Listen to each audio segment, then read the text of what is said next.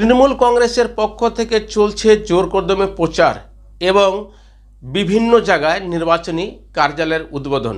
নমস্কার, আমি হরেন্দ্র, আপনারা দেখছেন হার্স নিউজ। পার্টির একটা প্রচার, সে সাধু যদি আজকে এই ধরনের কথা বলে, কে চোর কি করছে, ওনারও ব্যাকগ্রাউন্ড আছে, আমরা সেগুলা নিউজ চ্যানেলের সামনে বলতে চাই না, কারণ ওগুলো নিন্দনীয় ব্যাপার, ছোটোখাটো ব্যাপার নিয়ে আমরা ভাবি না। কারণ আমাদের নেত্রীর একটাই কথা, উন্নয়ন, মানুষের পাশে থেকে কাজ করতে হবে। কে কী করলো ওগুলো ব্যাপারে আমাদের কোনো ব্যাপার নেই। কোনো কাজ দেখতে পাচ্ছেন সাংসদের এবং বিধায়কের বিজেপির?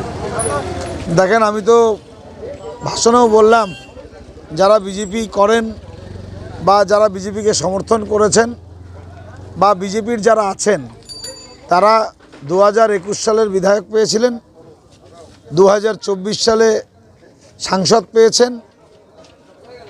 তো তাদের কাছ থেকে তারা কি পেয়েছে? কালিয়াগঞ্জের কোনো ডেভেলপমেন্ট, রাস্তাঘাট থেকে শুরু করে পানীয় জল থেকে শুরু করে কোনো কিছু আপনারা দেখতে পারবেন না, এবং সাধারণ মানুষের পাশে থেকে যে কাজ করা যায় তারও কোনো দৃষ্টান্ত ওনারা দেখাতে পারবেন না। ওনাদের ভোট আসলে পরেই শুধু ধর্ম নিয়ে ছেলেখেলা করেন, ধর্ম নিয়ে রাজনীতি করেন, যেটা আমরা ঘৃণা করি। আমরা জানি পশ্চিমবাংলার মানুষ, আমরা হিন্দু মুসলিম সব ভাই ভাই, জৈন খ্রিস্টান, আমরা একসাথে থাকতে চাই। আমরা একে অপরের কাঁধ দিয়ে ভ্রাতৃত্ববোধ রেখে আমরা চলতে চাই।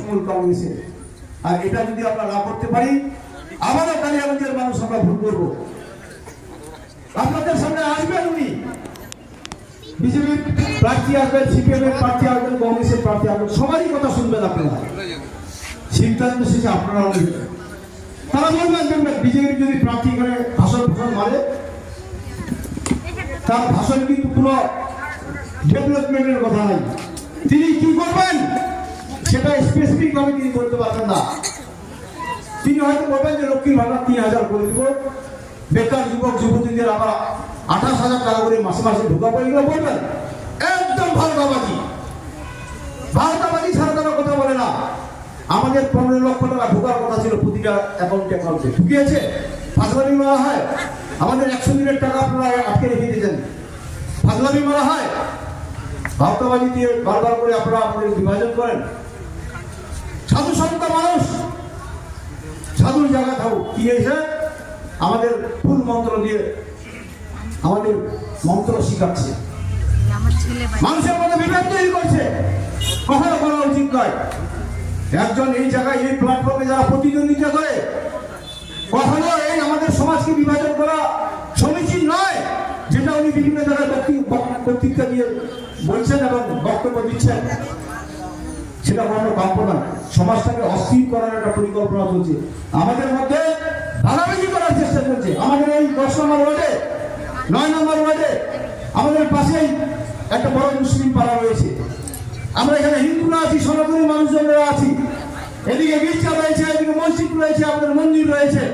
আমাদের কখনো কোনো সময় কোনোদিন অসুবিধা হয়নি, একসাথে আমরা সবাই ভালো আছি। কিন্তু ওনার বক্তব্য শুনবেন, কি করবে কোনো প্ল্যানিং নাই।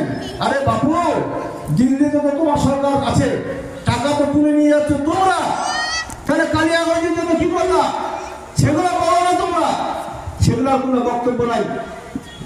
তিনি শুধু আমরা হিন্দু, হ্যাঁ কথা হবে। আরে বাপু, আমি তো হিন্দুই, আমি কি মুসলমান হয়ে গেছি নাকি? একদম ভারতবাদীকে পা দিতেন না। তিনি একটা গেরুয়া বসন পরে মাথার পাগড়ি দিয়ে আর আশ্রম থেকে ঘাটটা ধাক্কা দিয়ে বার করে দেওয়া সেই মানুষটা আজকে মানুষের মধ্যে বিভাজন তৈরি করেছেন।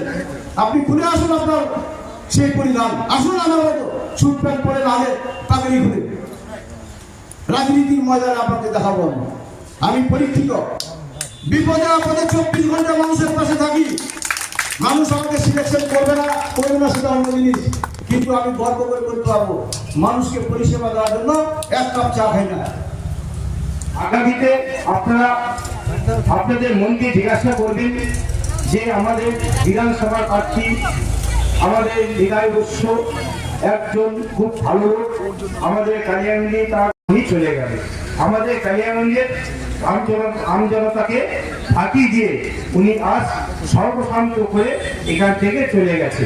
নিশ্চয়ই উনি আমাদের যে বিধায়ক বলে এমপি বলে তাদের কিন্তু একটা কোঠা থাকে, এই কোঠা উনি নিশ্চয়ই পেয়েছে, কিন্তু উনি আজ সেই কোঠার টাকাটা কি করলো জনগণের কিন্তু একটা জানার বিষয়। সেই মানে আপনাদেরকে বলবো যে আপনাদের কাছে হয়তো নিশ্চয়ই আবার আসবে ভোট দিতে, আপনারা জিজ্ঞাসা করবেন যে আপনাদের যে বিধায়ক ছিলেন তারা কি করেছে কালিয়াগঞ্জের জন্য। খালি ভোট আসলাম, ভোট দিলাম, চলে গেলাম, এটাই কিন্তু নয়। আমাদের একটাই কথা, সেটা আমাদের যে আগামীতে আমাদের এখান থেকে কালিয়াগঞ্জ থেকে জিতিয়ে কলকাতায় আমাদের পার্লামেন্টে পৌঁছে দিব আমাদের বিধায়ককে। এইটুকু দেখুন, আমাদের প্রার্থী নিতাই বস্য মহাশয়ের সমর্থনে 6 নম্বর, 7 নম্বর, 8 নম্বর এবং 10 নম্বর ওয়ার্ডের নির্বাচনী কার্যালয়, যেটা আমরা মন্দির মনে করি, তার দ্বার উদ্ঘাটন করা হলো। এবং প্রত্যেকটা অনুষ্ঠানে দেখবেন প্রচুর মানুষ আজকে এসে আমাদের সঙ্গে হাতে হাত মিলিয়েছে এবং আমাদেরকে আশ্বাস প্রদান করেছে যে আমরা এবছর তৃণমূল কংগ্রেসের নেত্রী মমতা বন্দ্যোপাধ্যায়কে চতুর্থবারের মতন মুখ্যমন্ত্রী দেখতে চাই এবং আমরা বিগত দিনে যা ভুল করেছিলাম আমরা এবারের প্রার্থী নিতাই বস্যকে বিপুল ভোটে জয়যুক্ত করব। উত্তর দিনাজপুর জেলার কালিয়াগঞ্জের তৃণমূল কংগ্রেসের সহসভাপতি সুজিত সরকারের উদ্যোগে 6 নম্বর, 7 নম্বর, 8 নম্বর এবং 10 নম্বর ওয়ার্ডে নির্বাচনী কার্যালয়ের উদ্বোধন হয়ে গেল। এই উদ্বোধনী অনুষ্ঠানে এসে বিজেপির বিধায়ক এবং বিজেপির বিরুদ্ধে ক্ষোভ প্রকাশ করলেন। উপস্থিত হয়েছিলেন তৃণমূল কংগ্রেসের কালিয়াগঞ্জ বিধানসভার যিনি প্রার্থী রয়েছেন নিতাই বৈশ্য, এছাড়া রাজ্য সম্পাদক অসীম ঘোষ, কালিয়াগঞ্জ পঞ্চায়েত সমিতির সভাপতি হিরণময় সরকার, কালিয়াগঞ্জের পৌরপতি বিশ্বজিৎ কুণ্ডু, কালিয়াগঞ্জের উপপৌরপতি জয়া বর্মন, এছাড়া তৃণমূল কংগ্রেসের একাধিক নেতা কর্মী এবং ভোটাররা উপস্থিত ছিলেন। সমস্ত দর্শককে ধন্যবাদ।